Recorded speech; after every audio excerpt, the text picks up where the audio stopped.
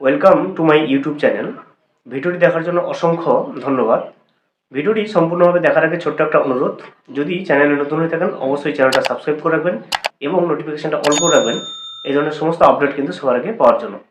চলুন আজকের ভিডিওটি আমরা বিস্তারিতভাবে দেখে নিই। আবাস যোজনা প্রকল্পে যে প্রভিশনাল লিস্ট প্রত্যেকটা জেলা অনুযায়ী পাবলিশ করা হয়েছে 26শে নভেম্বর থেকে, সেই আবাস যোজনার নামের লিস্টে আপনার যদি নাম বাদ পড়ে যায় তাহলে আপনি কিভাবে আপনার অভিযোগটা আপনি দায়ের করবেন। আপনি একজন যোগ্য প্রার্থী, আবাস যোজনা প্রকল্পে আপনার বাড়ি পাওয়ার কিন্তু আপনি একজন যোগ্য উপভোক্তা, তাও কিন্তু প্রভিশনাল লিস্টে আপনার নামটা ওঠেনি।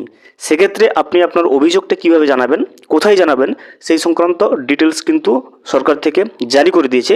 সেই সমস্ত তথ্যটা কিন্তু আমরা আজকের এই ভিডিওতে আপডেট হিসেবে দেখে নেব। ভিডিওটি শুরু করার আগে ছোট্ট একটা অনুরোধ, যদি চ্যানেলে নতুন হয়ে থাকেন অবশ্যই চ্যানেলটা সাবস্ক্রাইব করে রাখবেন এবং নোটিফিকেশনটা অল করে রাখবেন এই ধরনের সমস্ত আপডেট কিন্তু সবার আগে পাওয়ার জন্য।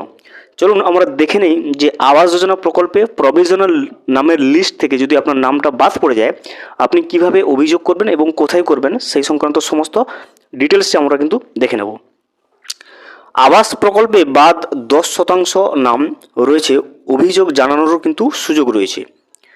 বাঁকুড়ায় বাংলার বাড়ি প্রকল্পে প্রাথমিক সমীক্ষার পর প্রশাসন প্রায় 18,000 জনের নাম কিন্তু তালিকা থেকে বাদ দিয়েছেন।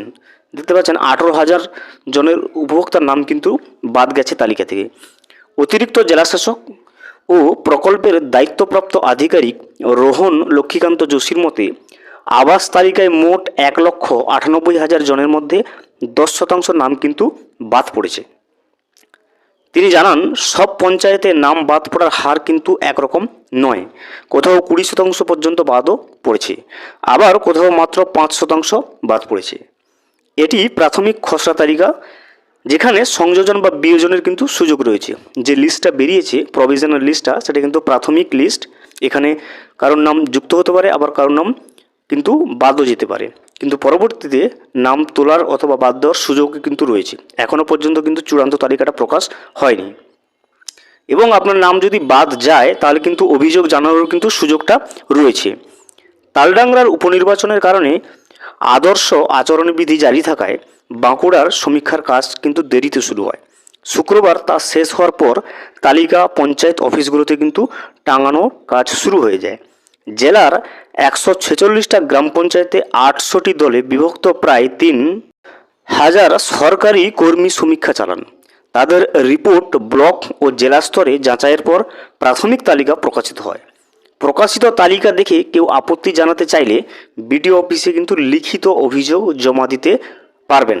তাহলে দেখতেই পাচ্ছেন যে প্রভিশনাল নামের লিস্ট থেকে আপনি একজন যোগ্য প্রার্থী, আপনি আবাস যোজনা প্রকল্পে বাড়ি পাওয়ার যোগ্য, তাও কিন্তু যদি প্রভিশনাল নামের লিস্ট থেকে আপনার নামটা বাতিল যায় তাহলে কিন্তু আপনি লিখিতভাবে আপনাকে অভিযোগ জানাতে হবে এবং সেটা কিন্তু আপনার যে স্থানীয় বিডিও অফিস রয়েছে সেই বিডিও অফিস অর্থাৎ ব্লক ডেভেলপমেন্ট অফিসে কিন্তু আপনাকে লিখিতভাবে অভিযোগটা কিন্তু জানাতে হবে। প্রশাসনের মতে এই তালিকা অত্যন্ত স্বচ্ছতার সঙ্গে প্রস্তুত করা হয়েছে।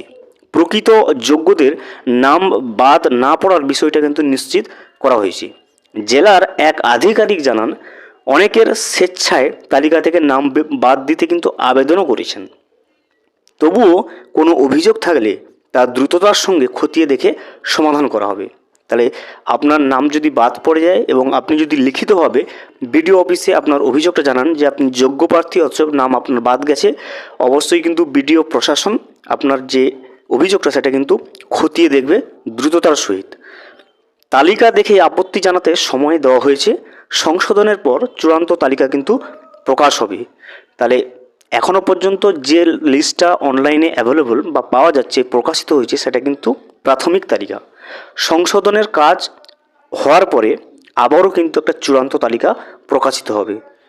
সমীক্ষা অনুসারে জেলায় 146টা গ্রাম পঞ্চায়েতে বাদ পড়া নাম প্রায় 18,000। অভিযোগ জানানোর শেষ সময় চূড়ান্ত তালিকা প্রকাশের আগে আপনার যদি অভিযোগ জানানোর থাকে নাম বাদ পড়ার কারণে, তাহলে কিন্তু অবশ্যই চূড়ান্ত তালিকা প্রকাশ হওয়ার আগেই কিন্তু আপনাকে লিখিতভাবে অভিযোগ জমা দিতে হবে আপনার স্থানীয় বিডিও অফিসে। মেলবন্ধনের লক্ষ্য প্রকৃত যোগ্যদের তালিকাভুক্ত কিন্তু করা।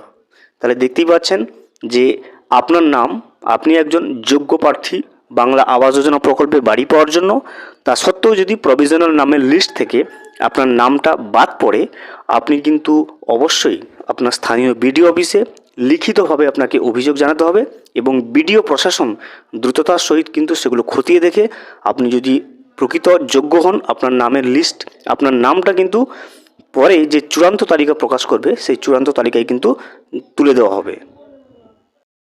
ভিডিওটি সম্পূর্ণভাবে দেখার জন্য অসংখ্য ধন্যবাদ। এখনও পর্যন্ত যদি চ্যানেলে নতুন হয়ে থাকেন এবং সাবস্ক্রাইব না করে থাকেন, অনুগ্রহ করে চ্যানেলটা সাবস্ক্রাইব করে পাশে থাকবেন।